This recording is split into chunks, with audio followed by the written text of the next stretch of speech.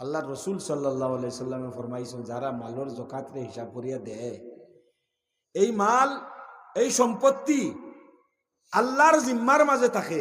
যদি কিয়ামত পর্যন্ত যাকাত আদায় করে তে নসল বনসল কিয়ামত পর্যন্ত এই সম্পত্তি আল্লাহ বহাল রাখবো, কোনো লাইনে সম্পত্তি যাইত না।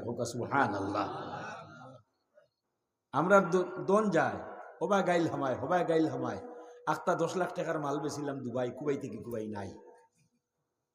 হ্যাঁ, পার্সেল ফাটাইছিলাম নাই, ফটো গিয়া গাই।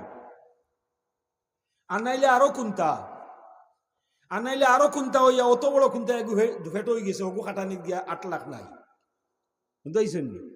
ইতার গুড়িত গিয়া তুকাইয়া দেখো, হকিকি মা নাই হিসাব করিয়া যাকাত আদায় করেন না, যাকাত আদায় করেন না।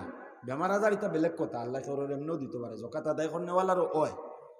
কিন্তু কিছু জিনিস আল্লাহ তালায় দন যাওয়াইবার লাগি রাস্তা বার করিয়া দেয়, এর বাদে সুস্থ হইয়া আইব, বালা হয়ে যাব, সফলতা হইব, আরো 50 বছর বাঁচিব, কিন্তু অপারেশন 8 লাখ টাকা নাই, হো তোমার যাকাত নাই।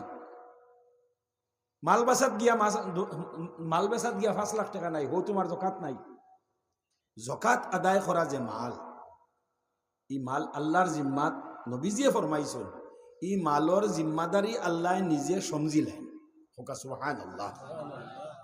মাটি আছে, গড় আছে, বাড়ি আছে, গাড়ি গুড়া আছে, দিল আনলা বলে এইবার আমার তো যাকাত রে বা হইছে মাত্র 10,000 টাকা। হুজাই বিটা লইছি আমি 1 কোটি টাকা দিয়া, এগুর যাকাত আমার লাগের না।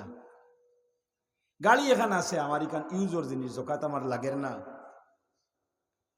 ওতার লাগের না, হতার লাগের না। গড় সোনা কতখান আছে ইগনান হিসাব করি, ইগনান তোর যাকাত লাগবো। মাত বুঝছেন নি? ইটার যাকাত লাগের না, যেটা আমার ইউজর বা ব্যবহারর, ইটার আমার যাকাত লাগের না। কিন্তু আল্লাহ আমারে দিছে, আমার ভাড়া ভাড়া আছে, যাকাত ইগুন আদায় করি লইছি। এখন আমি আমার আল্লাহরে খুশ করবার লাগিয়া আমার গাড়ির নামে 10,000, আর যে বেটার কিচ্ছু আসলো না, আল্লাহ আমারে বিটা এখন লইছে 1 কোটি টাকা দিয়া, আনা 50 লাখ টাকা দিয়া মাটি লইতাম পারছি আমি। ও 50 লাখ টাকা অভ্যন্তর মাঝে আমি লাখো 500 করে হিসাব করিয়া আল্লাহর রাস্তা দিতাম। ওটা আল্লাহ পছন্দ করে, ওটা আল্লাহ পছন্দ করে।